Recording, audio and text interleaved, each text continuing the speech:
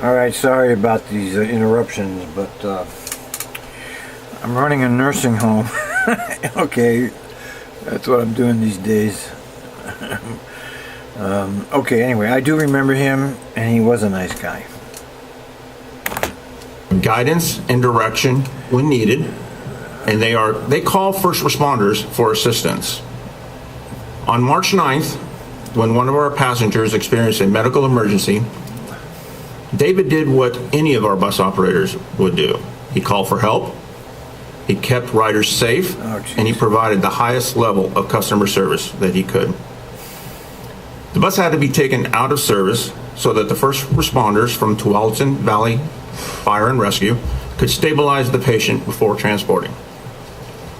The passenger also uses a mobility device, and there wasn't enough room for it in the ambulance. To arrange for another ambulance or to wait for that ambulance to return to transport the scooter would have taken several hours and potentially additional costs to the patient. So with permission, David transferred his remaining passengers safely to another bus, and with his supervisor's approval, he delivered the scooter to the hospital for the patient. David's actions that day were best summed up by a letter that we received from the fire captain of the Tualatin Valley Fire and Rescue, Tualatin, excuse me. He called David's actions a show of outstanding service and compassion. So please join me today in thanking David for his resourceful thinking, his act of kindness, and his daily selfless service to our region. Thank you, David.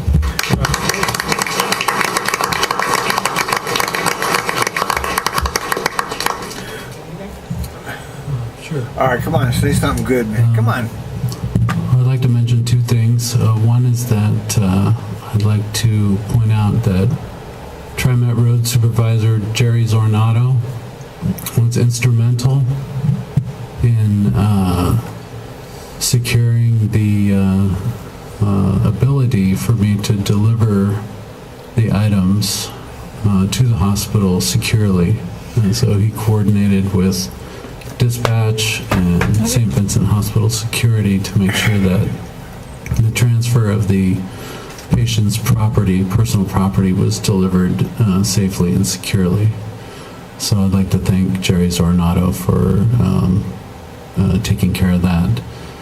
And I'd also like to say that my whole entire career, 23 years and counting, I've always been very committed to customer service.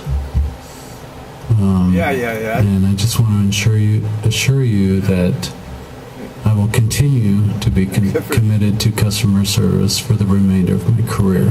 What a nice guy. Thank you very much. Thank you.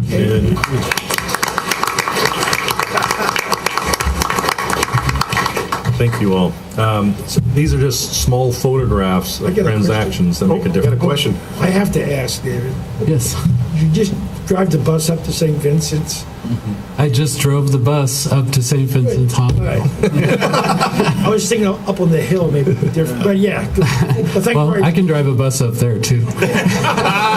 Don't go too far, David. I've been off route before. That's very funny. Okay. Thank you all very much. Thank you. Again, these are just small photographs that, to me, that it's important to bring to life. Yeah, you see what he's doing, and it's got its own brilliance here. He's trying to repair the damage that McFarland has done to the staff. I feel better about this if the union were included here. I don't know, I don't want to get carried away with my negativity. You know, I'm always hoping that I'm wrong about this stuff, but I'm always proven right, and so my cynicism just gets deeper. But okay, you know, they're bringing these people up here. I don't know. All right, let me not put my foot in my mouth here. The experiences, how we touch people. It's only one strand at a time. We know in the relationship of equity with our customer, when you have a problem, you know, every day you do something well, a penny goes into the jar of credibility. When you do something wrong, scoopfuls come out. That's true. But these are examples. That's true. He's right about that. There's lots of examples like that. I was very high, big, very. Cause I did all kinds of things with people. I let them ride. I let them get off where they wanted to. They hung out with me. I had a whole bunch of groupies who ran around with me. I was doing filming. I did. Yeah, I was very custom. The bus drivers that like the job, there's quite a few that actually, like Dan Christensen. Lots of people I know who actually like the job because they like the people. That was what I was like. I liked the people. I actually liked them, and I enjoyed their company. I actually liked the riders more than I liked the drivers when I was working there. I'm not making that up. We do care, We care about people, the good ones. And that guy, I remember him, and he's not a fake.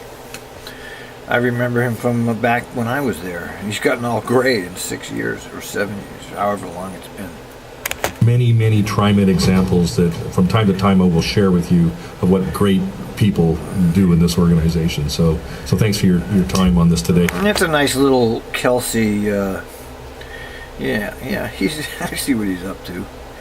He's trying to move things forward in somewhat of a positive light.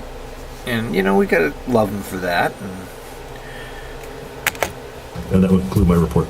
Thank you very much. All right. You have another comment? Well, yeah, I'd like to thank you, Doug, for bringing folks forward like this. Again. They are all amazing people. So thank you for here's Mr. for what you do and keeping things running. Everybody masturbate together here.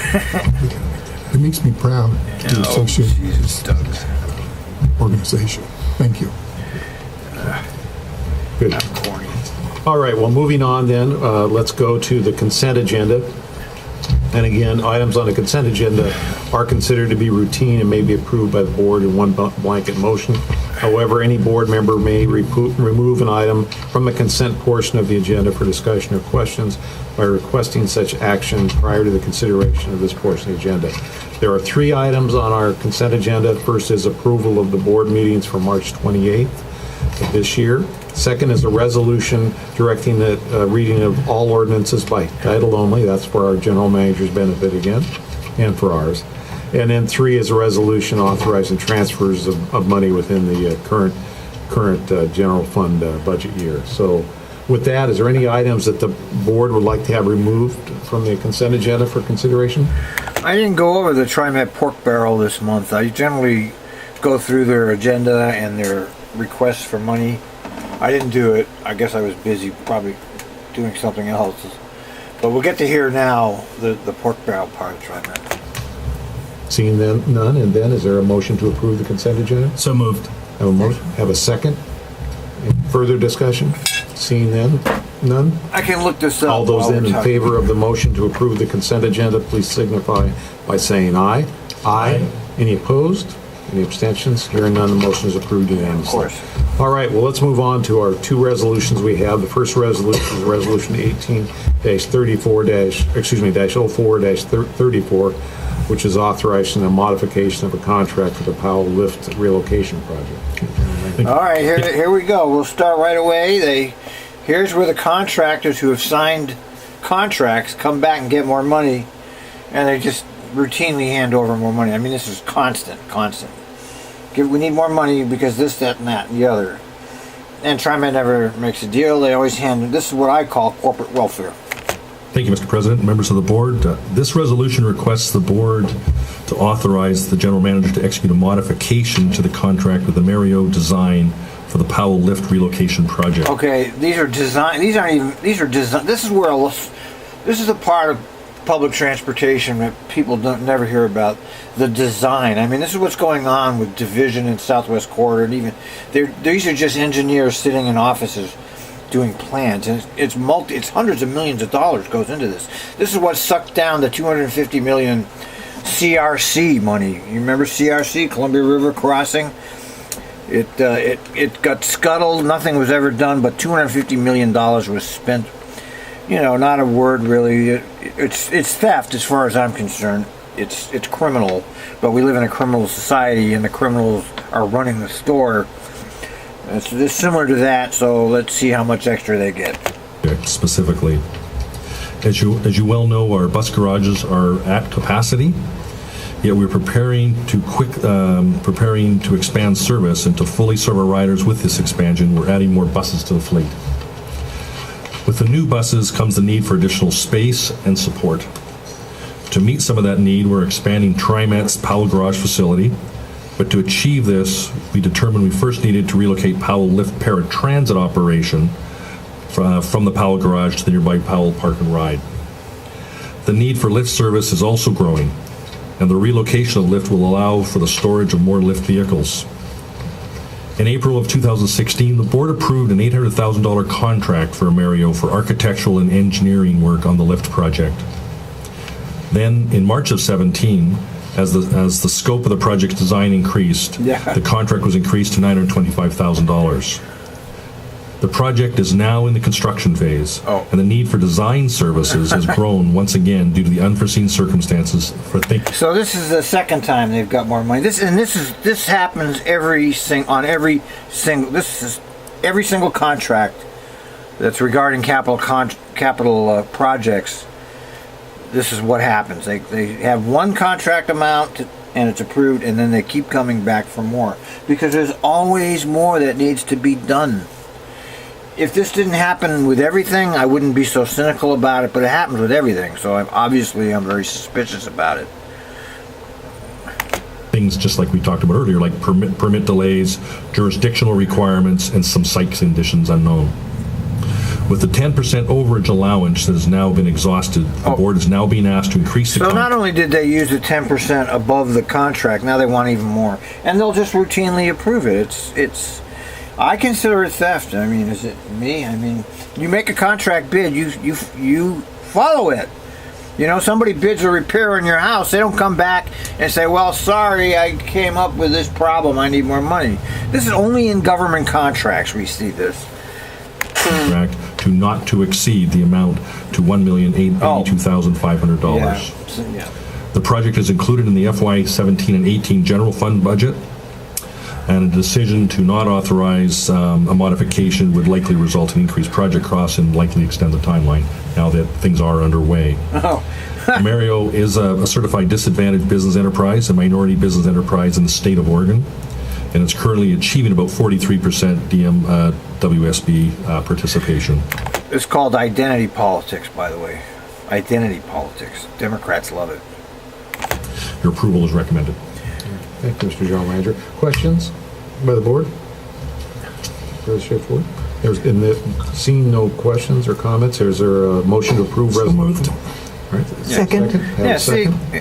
Any further discussion? So I call sock for puppet. the vote on the motion. All those in favor of the motion to approve Resolution 18-04-34, please signify by saying aye. Aye. Any opposed? Abstentions? Motion is approved unanimously. Let's go. All right, I gotta. My battery's running out. I have to cut it there, but that's your sock puppets in action. They always come back for more. They always get more, and the sock puppets never have any questions about any of it.